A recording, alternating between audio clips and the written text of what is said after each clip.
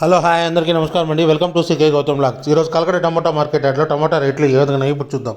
అందుకంటే ముందు మన ఛానల్లో ఉన్న ఫస్ట్ టైం చూస్తుంటే ఎందుకు సబ్స్క్రైబ్ చేసుకోకపోతే ప్లీజ్ సబ్స్క్రైబ్ చేయండి. అలాగే పక్కన ఉన్న బెల్ ఐకాన్ని క్లిక్ చేయండి. ఇక నేను పెట్టే వీడియో మీకు యూస్ఫుల్ ఉంటే ప్లీజ్ లైక్ కొట్టండి.